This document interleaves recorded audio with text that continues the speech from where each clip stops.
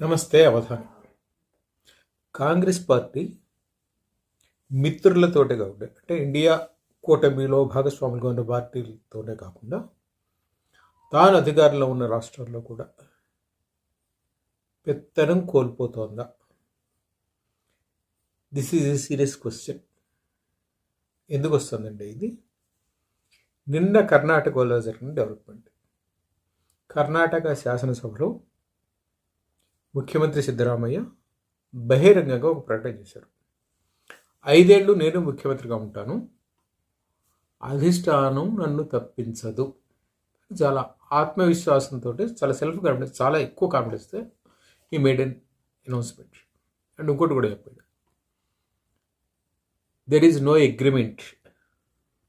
ఎవరికి there is no agreement అనేది నేపథ్యం ఏమిటి అంటే, కాంగ్రెస్ కర్ణాటకలో అధికారంలోకి వచ్చినప్పుడు అప్పట్లో వినపడింది, అప్పట్లో చెప్పుకున్నది కూడా ఏమిటంటే 2.5 సంవత్సరాలు సిద్ధరామయ్య ముఖ్యమంత్రిగా ఉంటాడు, ఇంకొక 2.5 సంవత్సరాలు డికే శివకుమార్ ముఖ్యమంత్రిగా ఉంటాడు. That's what the agreement is, and that has appeared even in the press. అయితే ఇప్పుడు సిద్ధరామయ్య తోకజాడిస్తున్నాడు. వాస్తవానికి అప్పట్లో కాంగ్రెస్ కర్ణాటకలో అధికారంలోకి రావడానికి చక్రం తిప్పిన వాళ్ళలో ప్రథముడు డికే శివకుమార్. మిగిలిన వాళ్ళంతా added forces, but the first and foremost forces DK Shivakumar. సరే, పార్టీ అధిష్టానం చెప్పింది ఆ రోజు ఈక్వేషన్స్ దృష్ట్యా ఓకే 2.5 ఏళ్ళు ఈయన 2.5 ఏళ్ళు అనుకున్నారు. బట్ ఇప్పుడు 2.5 ఏళ్ళు కాదు, మొత్తం 5 ఏళ్ళు నేను ఉంటాను ఆయన అంటున్నాడు.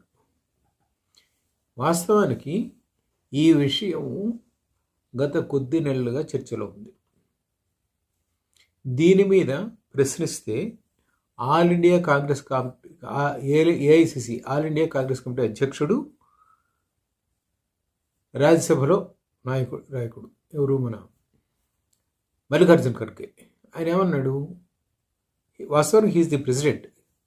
ఆయన చెప్పేది ఏమిటంటే ఈ విషయం అధిష్టానం నిర్ణయిస్తుంది అంటే దాని అర్థం ఏంటంటే తన చేతిలో, being a president of all India Congress committee, తన చేతిలో ఏం లేదు అని ఆయన ఓపెన్గా చెప్పేసాడు.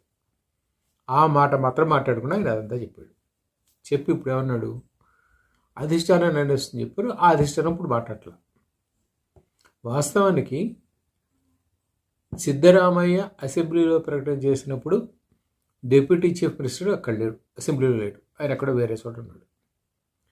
అది అయిన తర్వాత సిద్ధరామయ్య ప్రకటన వచ్చిన తర్వాత ఆయన విలేకరులతో మాట్లాడాడు.